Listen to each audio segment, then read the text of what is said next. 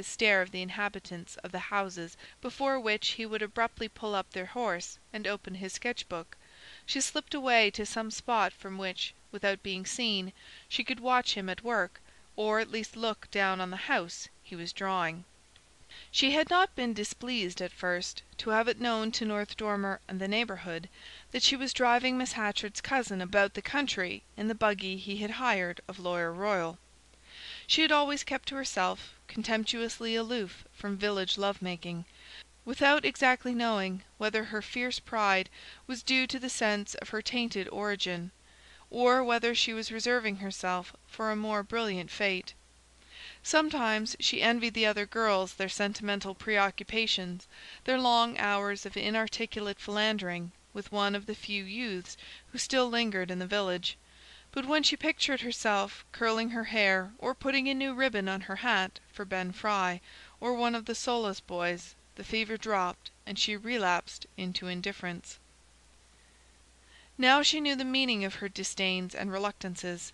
She had learned what she was worth when Lucius Harney, looking at her for the first time, had lost the thread of his speech, and leaned, reddening, on the edge of her desk.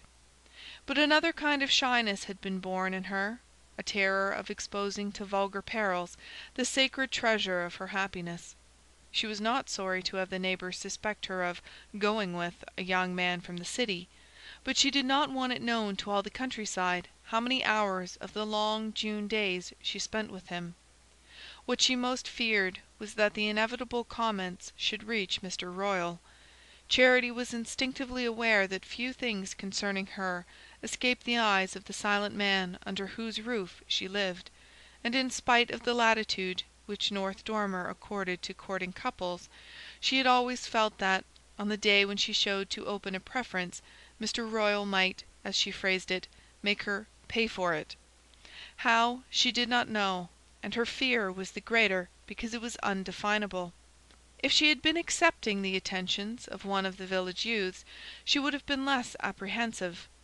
Mr. Royal could not prevent her marrying when she chose to, but everybody knew that going with a city fellow was a different and less straightforward affair. Almost every village could show a victim of the perilous venture, and her dread of Mr. Royal's intervention gave a sharpened joy to the hours she spent with young Harney, and made her, at the same time, shy of being too generally seen with him.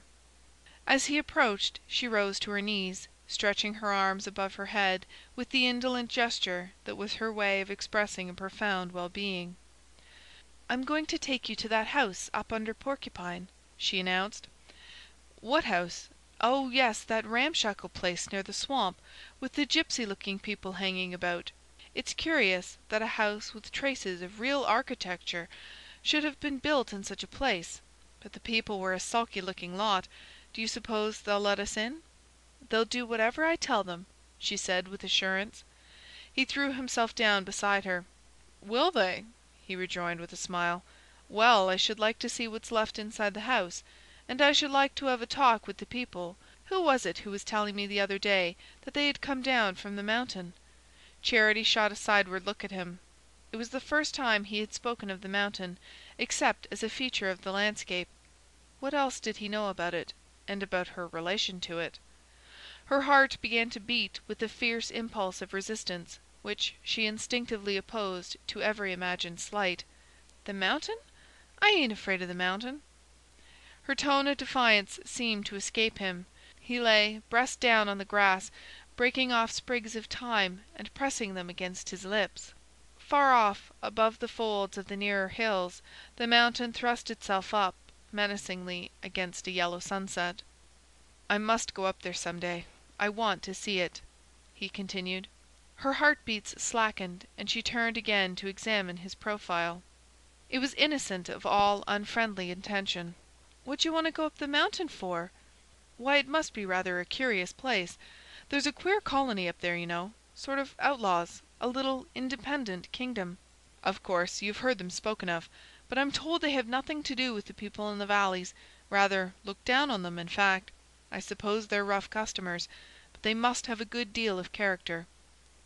She did not quite know what he meant by having a good deal of character, but his tone was expressive of admiration, and deepened her dawning curiosity. It struck her now as strange that she knew so little about the mountain. She had never asked, and no one had ever offered to enlighten her. North Dormer took the mountain for granted, and implied its disparagement by an intonation, rather than by explicit criticism. "It's queer, you know," he continued, "that just over there, on top of the hill, there should be a handful of people who don't give a damn for anybody." The words thrilled her. They seemed the clue to her own revolts and defiances, and she longed to have him tell her more. "I don't know much about them. Have they always been there?" "Nobody seems to know exactly how long. Down at Cruston they told me that the first colonists are supposed to have been men who worked on the railway that was built 40 or 50 years ago between Springfield and Nettleton. Some of them took to drink or got into trouble with the police and went off, disappeared into the woods. A year or two later there was a report that they were living up on the mountain. Then I suppose others joined them, and children were born. Now they say there are over 100 people up there. They seem to be quite outside the jurisdiction of the valleys. No school, no church, and no sheriff ever goes up to see what they're about. But don't people ever talk of them at North Dormer?" "I don't know. They say they're bad." He laughed. "Do they? We'll go and see, shall we?" She flushed at the suggestion, and turned her face to his. "You never heard, I suppose. I come from there. They brought me down when I was little." "You?" He raised himself on his elbow, looking at her with sudden interest. "You're from the mountain? How curious! I suppose that's why you're so different." Her happy blood bathed her to the forehead. He was praising her, and praising her because she came from the mountain. "Am I different?" she triumphed, with affected wonder. "Oh, awfully!" He picked up her hand and laid a kiss on the sunburnt knuckles. "Come," he said, "let's be off." He stood up and shook the grass from his loose grey clothes. "What a good day! Where are you going to take me to-morrow?" End of chapter 5.